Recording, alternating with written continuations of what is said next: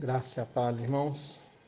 Eu convido você à leitura da carta de Paulo aos Colossenses, no capítulo 1, apenas o versículo 14.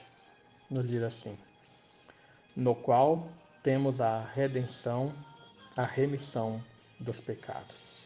Amém. Irmãos, há um seriado que toda criança, todo adulto já assistiu, que passava na rede SBT, do Chapolin Colorado. Era um herói desastrado, mas que sempre surgia quando uma pessoa fazia uma determinada pergunta. Quem poderá nos ajudar? Diante daquela situação aparecia então esse super-herói atrapalhado que com toda a sorte, com todos os desastres, ele ainda conseguia resolver os problemas daquela pessoa.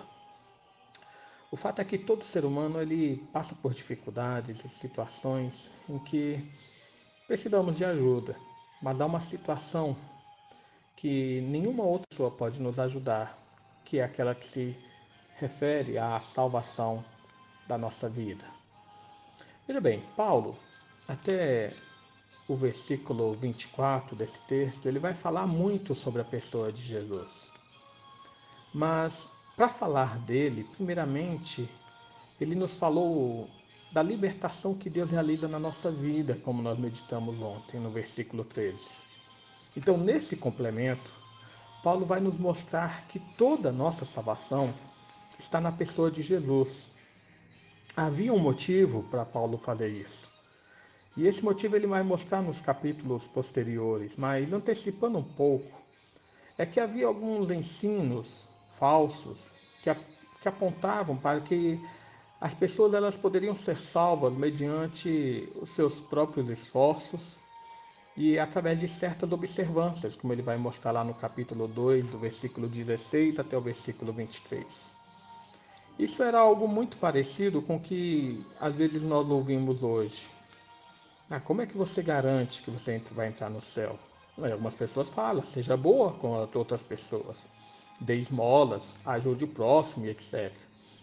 O Espiritismo, ele crê que a salvação está resumido no seu lema, dizendo que fora da caridade não há salvação. Então vejo que o foco da redenção desse tipo de pensamento está em cada um, no seu esforço para conquistar méritos para ser apresentado diante de Deus e então ser capacitado a participar do reino celestial. O problema, irmãos, é que esse ensino não está na Bíblia, não está na revelação de Deus. Porque o centro da mensagem bíblica é a redenção em Cristo Jesus e nele somente. Veja que não é o que nós fazemos, mas é o que Cristo fez. A redenção, aqui no nosso versículo, e o perdão de pecados são colocados aqui como sinônimos. Esse nosso resgate do império das trevas, que ele falou no versículo 13, e a entrada no seu reino celestial, ocorre por meio do derramamento do seu sangue. Paulo mostra isso em Efésios, capítulo 1, versículo 7, ao falar no qual, também se referindo a Cristo, temos a redenção pelo seu sangue, a remissão dos pecados, segundo a riqueza da sua glória. É interessante nós percebermos que quando Paulo e Silas eles estavam presos, lá em Atos capítulo 16, e o carcereiro, ele então expressa um desejo de ser salvo. Ele não ouviu como resposta de Paulo, dizendo, olha, seja caridoso, seja bom para os necessitados e ganhe créditos para apresentar a Deus.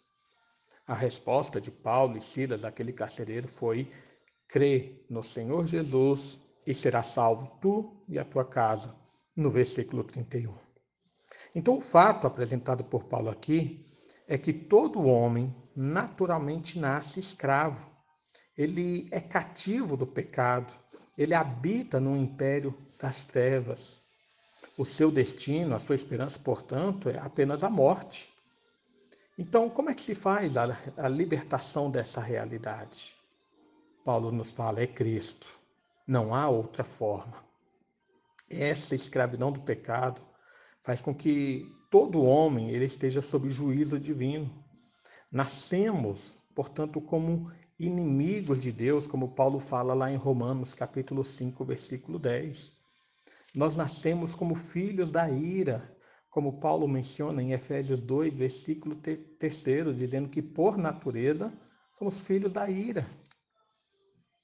A solução desse problema é o perdão que vem por meio do sacrifício de Jesus, como o autor de Hebreus, lá no capítulo 9, versículo 12, também nos ensina. Ele diz assim: não por meio de sangue de bodes e de bezerros, mas pelo seu próprio sangue, entrou no Santo dos Santos uma vez por todas, tendo obtido eterna redenção. Veja, irmãos, portanto, que apesar de que o mundo, numa cultura coach que nós temos vivido hoje, procura sempre apresentar novas formas de salvação, novas formas de mérito, novas formas de autoconquista para chegar-se a Deus, a Bíblia sempre apresentou que há apenas uma única forma, e essa forma está naquele que é o Filho amado de Deus, naquele que reina sobre todas as coisas. Os apóstolos também apresentaram essa verdade quando lá em Atos, capítulo 4, no versículo 12, Pedro e João, eles, tendo sido presos, se apresentaram perante o Sinédrio.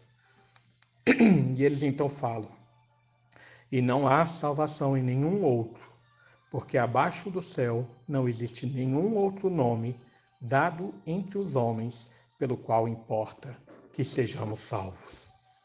A nossa redenção não vem por meio de Paulo, não vem por meio de Pedro, não vem por meio de nenhum outro nome, a não ser o nome de Jesus.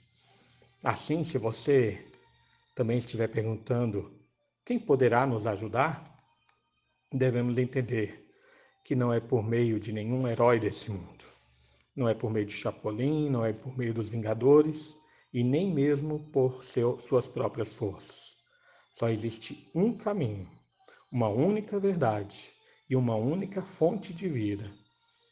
Somente naquele que nós temos a redenção e a remissão de pecados, e o seu nome é Jesus. Que Deus nos abençoe. Oremos, irmãos. Pai amado, mais uma vez nos colocamos diante de Ti e agradecemos por Tua obra em nossa vida, agradecemos pelo Teu amor para conosco, agradecemos porque Tu enviaste Teu Filho, Senhor, para nos resgatar, nos libertar, nos transferir para o Seu reino de luz. Porque, Senhor, por meio do Seu sangue, Ele conquistou a nossa salvação. Por meio do Seu sangue, Ele pagou o preço do nosso resgate, pagou o preço, Senhor, da nossa libertação, pagou o preço do nosso perdão. Pedimos, Senhor, portanto, que vivamos para o Seu louvor, que vivamos, Senhor, focados nele e sendo transformados à Sua imagem. É o que nós pedimos, em nome do Teu Filho Jesus amado. Amém.